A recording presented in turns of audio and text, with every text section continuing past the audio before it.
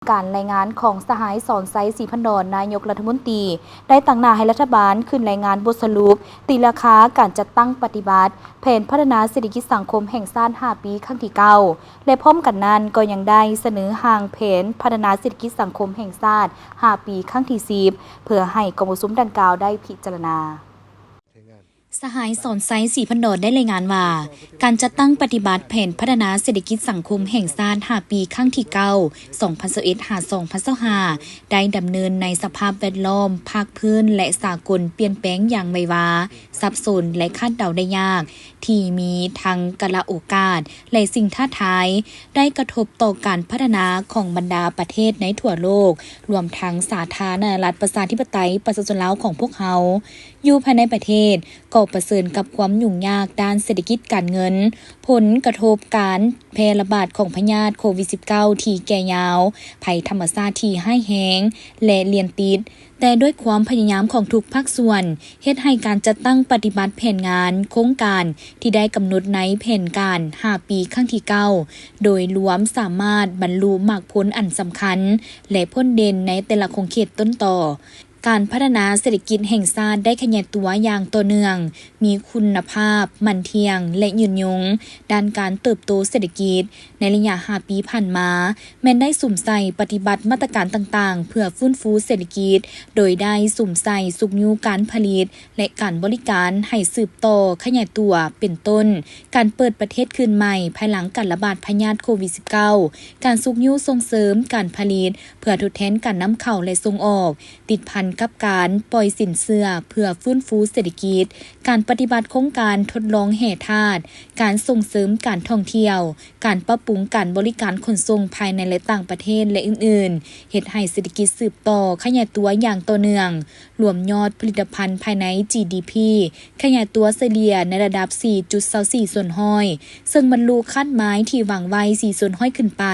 GDP ต่อหัวคนบรรลุได้ 2,138 ดอลลาร์สหรัฐและ GNI ต่อหัวคนบรรลุได้ 1,985 ดอลลาร์ในนี้คะแนนกสิกรรมขยายตัวเฉลี่ย 2.9 ส่วนห้อยกว่า 19.4 ส่วนห้อยของ GDP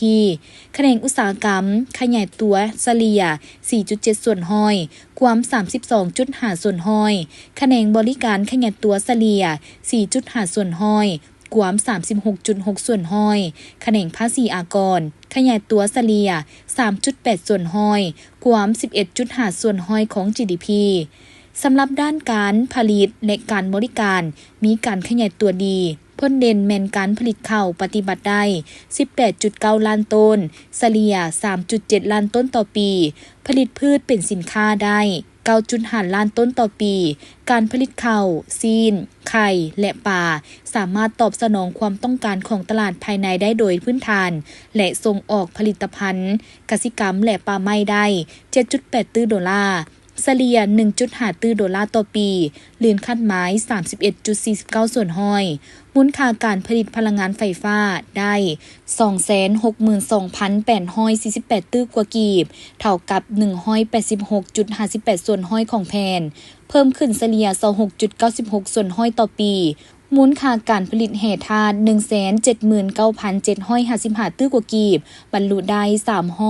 320.36 ส่วนห้อยของแผ่นหรือเพิ่มขึ้นเฉลี่ย 39.26 ส่วนห้อยต่อปีมูลค่าการจราจรสินค้าได้ 412,269 ตื้อกว่ากีบเท่ากับ 96.71 ส่วนห้อยของแผ่นเพิ่มขึ้นเฉลี่ย 9.97 ส่วนห้อยต่อปีสามารถขนส่งสินค้าได้ 60.32 ล้านต้นเพิ่มขึ้นเฉลี่ย 19.26 ส่วนห้อยต่อปีการขนส่งโดยสารสามารถบรรลุได้ 484.7 ล้านเทื่อคนเพิ่มขึ้นเฉลี่ย 6.15 ส่วนห้อยต่อปีด้านงบประมาณแห่งรัฐบาลได้ตั้งหน้าปรับปรุงกลไกระเบียบการและหันเป็นทันสมัยเคียงคู่กับการขยายฐานรายรับ เพิ่มทวีการกวดกาและต้านการหัวไหลของงบประมาณมอบความรับผิดชอบให้ท้องถิ่นหลายขึ้นและอื่นๆเฮ็ดให้สามารถเก็บรายรับงบประมาณได้เกินแผน5 ปีซ้อนใน5 ปีมีรายรับงบประมาณทั้งหมด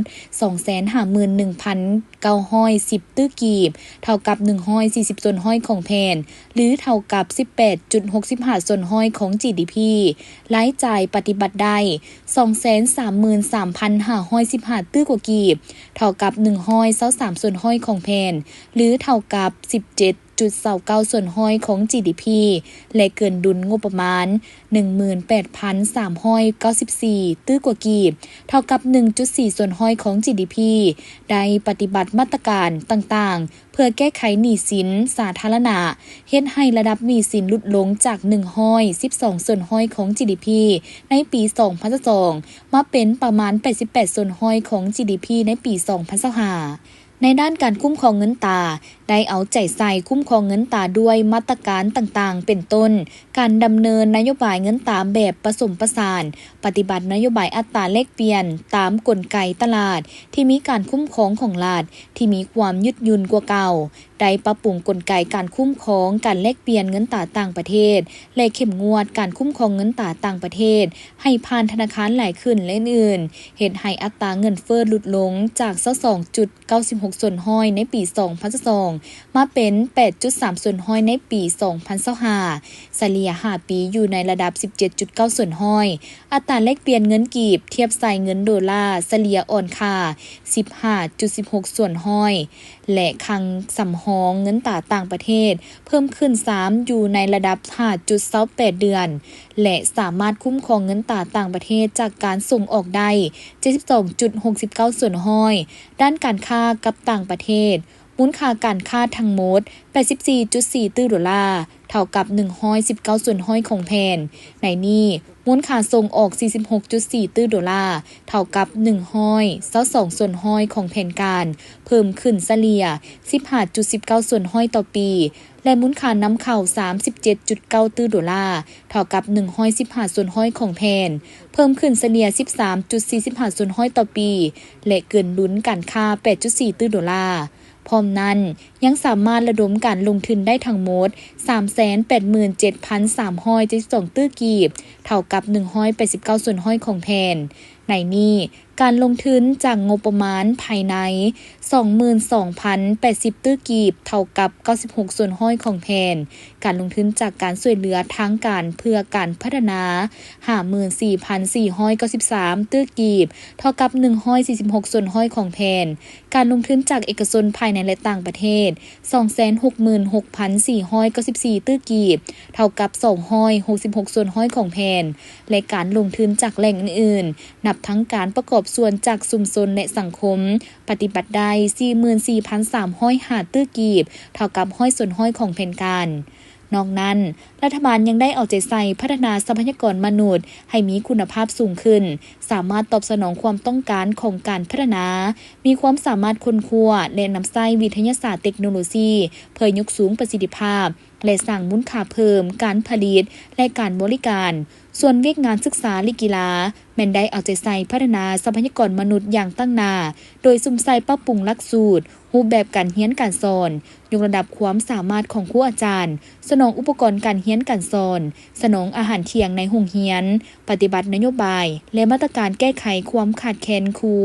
การประละการเรียนส่งเสริมการเข้าเรียนวิชาชีพในจำนวนทั้งหมด15ตัวชี้วัดในนี้มี7ตัวชี้วัดที่บรรลุได้4ตัวชี้วัดที่มีความคืบหน้าแต่บ่สามารถบรรลุขั้นหมายได้และ4ตัวชี้วัดที่มีลักษณะถดถอยเป็นต้นอัตราการเข้าเรียนชั้นป .5 และม .4 การประละการเรียนของชั้นประถมและมัธยมต้น